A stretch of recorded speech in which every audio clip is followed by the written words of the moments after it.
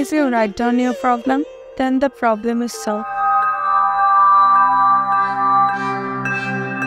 আপনি যদি আর একদিন এরকম দেরি করে আসেন আমি কিন্তু সরাসরি বসের কাছে রিপোর্ট করব।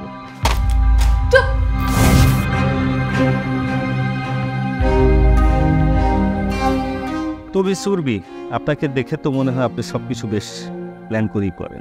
চেষ্টা করি, আমি ট্রাই করি আমার প্রবলেমগুলো লিখে রাখার।